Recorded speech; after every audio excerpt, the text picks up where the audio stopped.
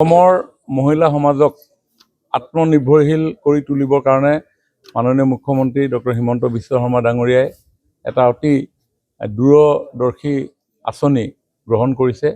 এখন হ'ল মহিলা উদ্যমিতা আঁচনি, যাৰ জৰিয়তে আমাৰ টিংখাং বিধানসভা সমষ্টিৰ 23,791 গৰাকী মহিলাক 10,000 টকাকৈ প্ৰদান কৰা হ'ব।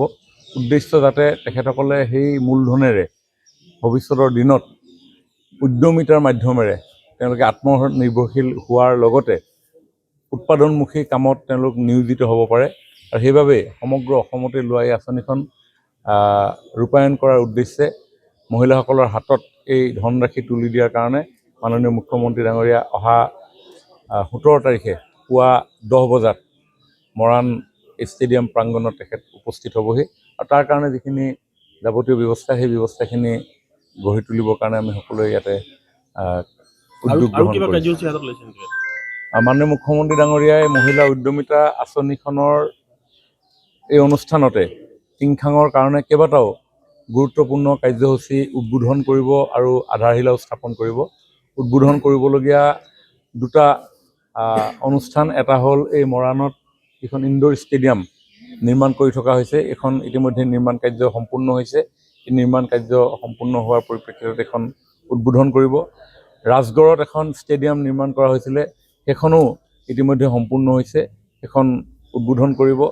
আৰু মৰাণবাসীৰ কাৰণে দুটা গুৰুত্বপূৰ্ণ অনুষ্ঠান তেখেতে আধাৰশিলা কৰিব। এটা হ'ল নিতাই মৰাণ ৰোড, মৰাণৰ মাজমজিয়াৰ পৰা বাইপাছৰ নেশ্যনেল হাইৱেৰ লগত সংযোগ স্থাপন কৰিব পৰাকৈ এটা পথ আছে, যাতে মৰাণৰ ব্যৱসায়িক শৈক্ষিক ক্ষেত্ৰখনত উন্নীত হ'ব পৰাকৈ এই পথটোৰ গুৰুত্বতা উপলব্ধি কৰি অসমমালা আঁচনিৰ অধীনত এই পথটো মাননীয় মুখ্যমন্ত্ৰী ডাঙৰীয়াই আধাৰশিলা কৰিব।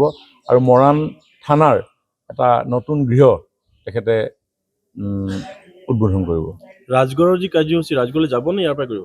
ভাৰ্চুৱেলি কৰিব তেখেতে, ইয়াতে আনুষ্ঠানিকভাৱে ভাৰ্চুৱেলি ইয়াতে কৰিব। তাতে ৰাইজ উপস্থিত থাকিব আৰু এই স্থানৰ পৰাই কেন্দ্ৰীয়ভাৱে তেখেতে উদ্বোধন CDC অফিচ, টিংখাং যি সমজিলা আয়ুক্তৰ যি কাৰ্যালয়, সেই সমজিলা আয়ুক্তৰ কাৰ্যালয়ো মাননীয় মুখ্যমন্ত্ৰী ডাঙৰীয়াই উক্ত দিনা আধাৰশিলা কৰিব। অসমৰ মহিলা সমাজক আত্মনিৰ্ভৰশীল কৰি তুলিবৰ কাৰণে মাননীয় মুখ্যমন্ত্ৰী ডক্টৰ হিমন্ত বিশ্ব শৰ্মা ডাঙৰীয়াই এটা অতি দূৰদৰ্শী আঁচনি গ্ৰহণ কৰিছে।